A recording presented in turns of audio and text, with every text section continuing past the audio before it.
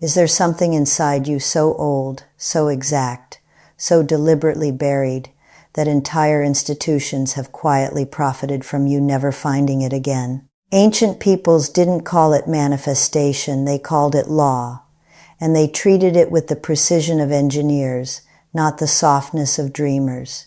In 2012, science confirmed something ancient traditions had insisted on for thousands of years, that human intention interacts with the field around us in ways we still barely understand. And yet somehow, the version of manifestation that reached you was stripped down to sticky notes and wishful thinking. That is not an accident. There is a missing mechanism, one the ancients treated as essential, and the modern world quietly deleted. Tonight I'm giving it back to you. Not a mindset, not a mood, a method. And once you understand why it was removed, nothing about positive thinking will look the same. You've done it before. Late at night, cutting pictures out of magazines, gluing your future onto poster board like a prayer you weren't sure anyone was hearing. You've stood in front of a mirror saying the same sentence to yourself 20 times until it stopped meaning anything at all. And somewhere in the middle of it, a small, honest part of you thought, this feels like a placeholder for something, not the real thing, a photocopy of a photocopy. You were right to feel that. Here's what almost nobody tells you. The idea that thought shapes reality is not a wellness trend. It is not a TikTok sound with a pastel filter over it. Long before self-help authors were selling it back to you in paperback, older cultures were practicing something structurally similar with a level of precision that would look almost clinical next to what you were handed. Not a mood, not a vibe, a method, repeated the same exact way, generation after generation, because it produced the same exact result. There is something in the human mind so old, so precise, so quietly powerful, that entire systems have been built on the assumption you'll never learn to use it correctly. I've spent years pulling apart the actual mechanics behind practices that modern content flattens into a single word manifestation, and every time, the pattern is identical. What survives into your version is the emotional residue, the hope, the vague instruction to raise your vibration or trust the process. What quietly disappears every single time is the operational step, the part that made it a technology instead of a feeling. That's not a coincidence, and by the end of this video, you're going to understand exactly why it was left out and who benefits from you never finding it. I want to be honest with you about why I'm the one telling you this. I didn't come to this as a believer, looking for confirmation. I came to it the way you probably did, skeptical, a little embarrassed to even be curious, tired of being told to just believe harder while nothing in my actual life moved. It was only when I stopped reading the modern version and went looking for where this practice actually originated that I found the gap. A specific, describable, missing piece sitting in plain sight in older traditions and almost entirely absent from anything you'll find on a bookstore shelf today. So here's where we're going. Not affirmations, not vision boards.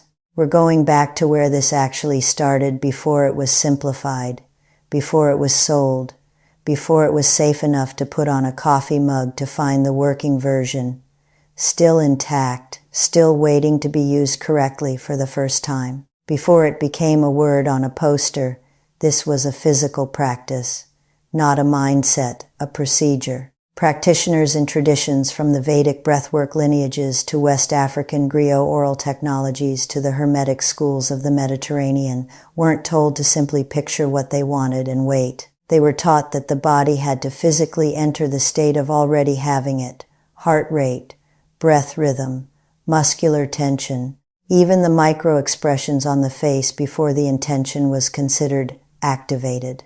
Thought alone was treated as inert. Worthless, almost. What mattered was whether the nervous system believed it, not whether the mind merely entertained it. This is the part that gets lost first. Somewhere between the temple and the bookstore become the state quietly turned into think positive thoughts, which sounds similar and is functionally nothing alike. One is a full body signal. The other is a suggestion your own nervous system is fully capable of ignoring and, statistically, usually does. Some of these traditions use breath ratios, held in specific counts, to physically shift the body into what they called a receptive state before any intention was even voiced. Others used repetitive chant not for its meaning, but for its rhythm, the way a steady frequency, held long enough, drags the whole body into coherence with it. Candace Pert, the neuroscientist who first mapped emotion onto specific chemical receptors in the body, would later explain in laboratory terms why this actually worked. Your nervous system doesn't reliably distinguish between a vividly embodied imagined state and a lived one. It responds to both the same way. The ancients didn't have her language. They didn't need it. They just knew, empirically, generation after generation, that wishing did nothing and becoming did everything. And somewhere in the retelling, in the translation from ritual to retail, that becoming was the first thing to go. What's left is the emotional cologne of the practice with none of the actual chemistry. And once you see what specifically got removed, you'll understand exactly why an entire industry has quietly depended on you never finding it again. Here's the uncomfortable part. A person who tries manifestation the diluted way, vision board, affirmations, a little hope sprinkled on top, and watches it fail, doesn't usually conclude that the method was incomplete. They conclude that they were the problem, not disciplined enough, not positive enough, not deserving enough. And a person who believes that stops trying to change their circumstances through their own agency. They go looking for something else to fix them instead. That's not a side effect. That's the business model. Think about what an entire population quietly trained to distrust its own power actually needs. It needs products. It needs programs, coaching packages, 12-week courses, someone else's system, sold back to it in monthly installments because the one thing it was never taught to trust was itself. A working version of this practice, one that actually produced results reliably on the first honest attempt, would be a direct threat to almost everything built on top of your self-doubt. An industry that profits from your striving has very little incentive to hand you the version that works the first time. So the vague version survives, generation after generation, not because it's the best anyone could do, but because it's useful precisely because it doesn't work. It keeps you searching.